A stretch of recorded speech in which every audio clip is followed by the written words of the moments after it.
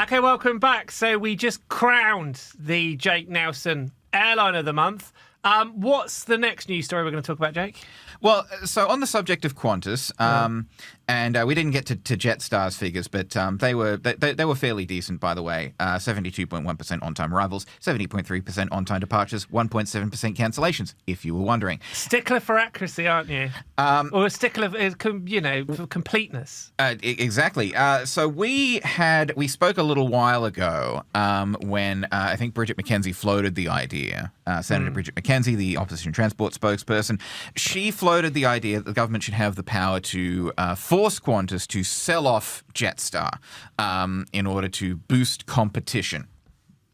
Now, as a poll came out in the Australian Financial Review this week, Freshwater poll surveyed 1,061 voters. 48% of these voters said that Qantas and Jetstar should be broken up in order to, quote, in order to increase competition between airlines. 24% were against, 29% not sure.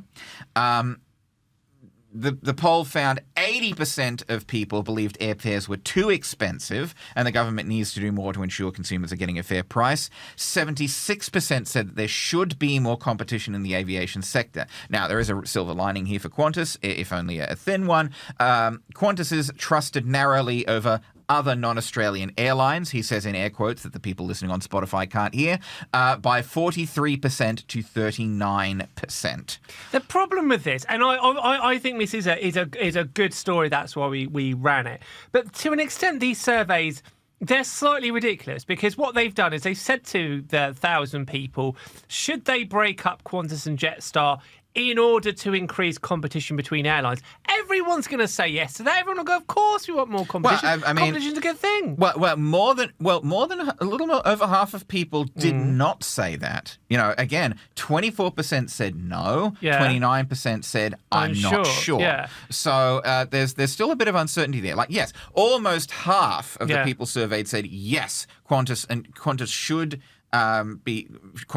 should be broken up, but that's still, a little less than half of the people who did not say that. What it has shown is that people think that airfares are too high and that competition is the way to improve it. I think that, you think that. I think everybody would agree with that. The problem is it's all very well and good saying this. It's how do you do it? Because as we've discussed previously, a Qantas and Jetstar can't necessarily just be chopped in half because Jetstar relies on the mothership in order to fulfill a lot of its functions. They are effectively one airline. They might brand up some of the aircraft different. They are basically one airline, right? So it's not necessarily as simple as just pulling half of them away.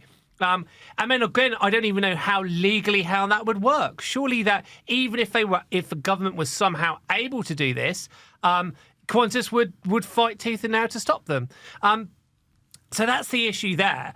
And I think really there needs to be a discussion about what we can actually do as a country to encourage a new player to come in. At the moment, it's almost impossible for a third player to come in. We saw both Rex and Bonza struggle to get slots at Sydney Airport, allegedly because Sydney Airport said the organisation that oversees slots says that wasn't necessarily the case. But basically, Qantas, Rex and Bonza said it was very hard for them to get a foothold in. We've almost never had a third major domestic airline in Australia succeed. So we need to think more in a country about what we're actually going to do to introduce real competition. Well, again, one of the problems that both Rex and Bonza had was getting planes. And I think it would be particularly hard for any sort of major domestic airline to any major third player to really succeed in Australia when there are so few planes to go around. Back during we have to remember Rex got its initial 737s back during COVID when you couldn't give the things away. But now, everybody wants planes. The leases are too high. Boeing is still being squeezed on its supply chain and all of the troubles it's been having, which I think we're going to get to later. Airbus is seeing a high demand. the only real chance you've got to get planes is to try and find one used, or go to smaller regional jets like Embraer. And the problem with this is, let's just say Qantas will in 10 years' time, or progressively over the next 10 years, have a lot of 737s going spare, because they are switching to predominantly Airbus fleet. But the older 737s, the NGs, the next generations, they're nowhere near as fuel efficient as that next generation of Boeing and Airbus aircraft. And so it's going to be very hard to compete against an airline when they're making sort of they're spending 10 or 20%, whatever it is, less on fuel per flight. So actually getting old aircraft is going to cost you a lot more money. So you have to get new aircraft, like you say. They are very, very hard to come by. I don't know how we fix this problem. I almost think the rot in the domestic industry set in decades ago, and it's going to be incredibly hard to untangle ourselves from it. I do not in any way agree with the idea that our population is too small, or that we're too, it's too dispersed. I think this is like a very old-fashioned idea. I see no reason in the world why, in theory, there can't be more competition. And competition is the only way to get airfares down. Now, it's not the most innovative point I'm going to make now, but it's extraordinary how cheap it is, say, to fly from London to Europe. It's so cheap to fly from a London airport, maybe one of the ones slightly further out of a capital, to fly to Mallorca, to fly to Ibiza, to fly to Greece. It's cheap. It's so cheap. It's considerably cheaper than flying from Sydney to Melbourne. That's bonkers. That's absolutely bonkers. Now, I know it's not necessarily, it's a much larger market, but the potential is there for these airfares to go down, because at the moment they are comparatively extraordinarily high. And the problem for this is, it's all very well and good if you work for a company and your company's willing to pay for your flight, for your work trip. But if you don't, then suddenly this is a huge handbrake on the Australian economy. So I think it's incredibly important that we have some kind of plan about how we fix this. Yeah, exactly. And, any new player would have to be someone with deep pockets, someone who can maybe eat losses for a while in a way that 777 partners with Bonza was not willing to do, and Rex, it seemed, was not able to do with its 737-800s. You'd need someone with deep pockets and, a stable of planes that it can spare. But then the problem is that like you say, you're going to lose money. It's going to be tough. Or the willingness to, buy up a bunch of Qantas's old planes as it sort of cycles them out and replaces them with the A321s. You'd have to have a real love of Australia to do this, because there are easier ways to make a living. That's the problem. Well, it's kind of paradoxical that the Golden Triangle, Sydney, Melbourne, Brisbane, some of the most lucrative routes in the world. Like, it's real money spinner, but it's a money spinner for the people who are already there. For Qantas, Jetstar, Virgin. And, Qantas, Jetstar in particular, if you try to muscle in on the Golden Triangle, Qantas will be wanting to squeeze you out. I think, again, Bonza had the right idea by trying to fly to underserved destinations and find new markets. Because again, shout out to Wendover Productions, brilliant YouTuber. He's made the point, and this was talking about long-range, long-haul, low-cost carriers. But what he was saying was that the low-cost carriers, or the new carriers that have succeeded in this, the low-cost carriers in the ultra-long-haul market, have been the ones that have tried to find new markets and serve those, rather than trying to crowd in on the same markets on the same routes that everybody else is already serving.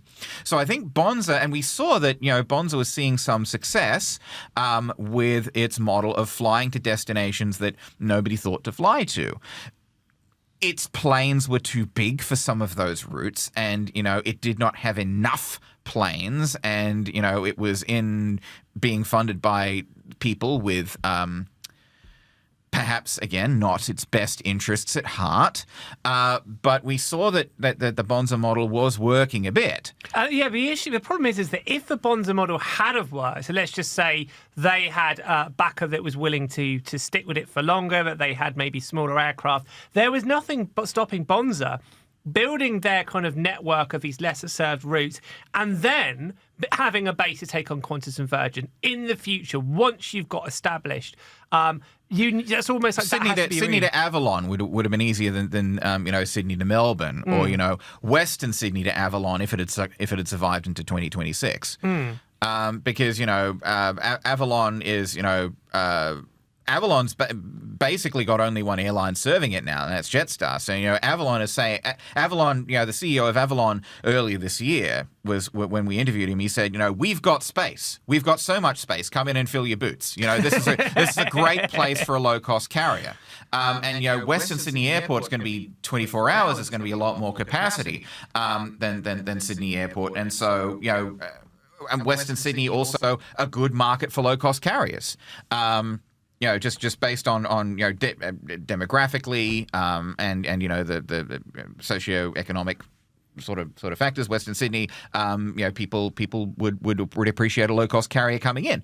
So Western Sydney to Avalon might have been something that they would have been able to have a go at. Flying out of Western Sydney to other destinations. That would give you access to the Sydney basin without having to deal with the headaches at Sydney Airport. So maybe when Western Sydney opens, we might see someone else have a go. I don't know what this Koala outfit is doing. We've never really spoken properly about Koala. We've spoken about him a couple of times, once or twice, but it's what I still don't know what their game plan is. They've been, we did speak about this on a podcast like a month or so ago, and I think I said if you are involved with Koala and you want to come on the podcast, by all means put yourself forward. We'd love to have you. But there's people making the case for the sort of the sort of rules about foreign airlines competing in the domestic market. There's people saying maybe those should be relaxed. Maybe we should be allowing more international airlines to come in and serve domestic routes. I don't know how popular that would be as a selling point. On the one hand, it drives down airfares, but on the other hand, there's the whole we don't want foreigners muscling in on our aviation market angle that people might take, but it's a lever that the government could maybe consider pulling, because right now you do have airlines such as Qatar, for example, doing this thing where they will fly into Melbourne, for example, and then continue on from Melbourne to Adelaide, with the sort of assumption that what they really want is Melbourne, but they've got to go to Adelaide in order to get those slots into Melbourne, because Adelaide has to be the final destination because of these bilateral service agreements. But you can't book a flight on Qatar Airways from Melbourne to Adelaide. That's not allowed. If you want to fly Qatar Airways to Adelaide, you'd better be flying from Doha, which is, not practical. No, but you made a really, really interesting point there that I'd actually not considered before, which is that if we're saying we're going to have Western Sydney opening in a couple of years and then just expanding, suddenly we have capacity, we have slots going, and those slots are only going to keep increasing as the aircraft as the airport gets bigger. We've also got Avalon, which is now ripe for expansion. Basically, it's got slots going spare, and also when we talked a couple of months ago about Avalon, we're suggesting that they could have a rail link if they were to make a few kind of amendments. Yeah. So suddenly we look at this kind of golden triangle of Sydney, Melbourne, Brisbane. We've now got two new players, or two players that could be potentially expanded. That does open a window to. And if you want to get into Brisbane, Sunshine Coast, Toowoomba, Gold Coast are all near Brisbane. Yeah, exactly. And also, I think that when we talk about, say, Sydney, the original Kingston Smith Sydney Airport, and Newcastle as well. Yeah, because also I think timing wise, if you fly into Avalon, the reality is your bag's going to get spat out a lot quicker. There's a lot less things to go wrong. It's probably going to be a lot more reliable. So say you go to Avalon and you're able to get out the airport quickly, and then you've got quick transport into Melbourne. Yes, maybe driving from Avalon to Melbourne Melbourne City Centre takes an hour. But if you speed up all the other things, then in reality, the difference is probably only about half an hour or so, particularly if they have better public transport. And then you know what? If you're going to save save yourself a ton of money. Who cares? Yeah. It doesn't really make a difference. Same thing with Western Sydney Airport. Yes, obviously, there is the argument that a lot of people will be from Western Sydney anyway. But also, if the difference time-wise is 10 minutes, 20 minutes compared to Sydney Airport, who cares? And no also, one cares. And also, the thing with Western Sydney Airport is that, like, Sydney's, been pursuing this whole 3 cities plan, which is like, you got the Eastern Harbour City with the CBD, around the proper CBD. You've got this Central River City with Parramatta as the CBD, and then you've got the Western Parkland City with Bradfield Aerotropolis as the CBD. So these businesses.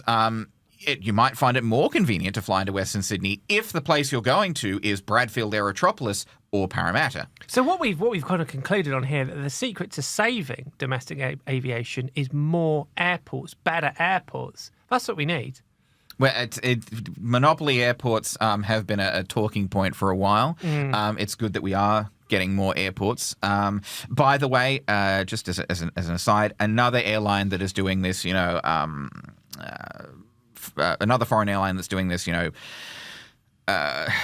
pseudo-domestic thing is Vietjet. Vietjet is flying from Ho Chi Minh City, Perth, Adelaide, then Adelaide, Perth, Ho Chi Minh. But again, you can't fly from Adelaide to Perth on Ho Chi Minh on Vietjet. You have to continue on to Ho Chi Minh. Vietjet cannot sell you a ticket. It's absurd because they're effectively finding a kind of effectively kind of like a loophole in the rules almost, which is absurd. Yeah, which is completely absurd.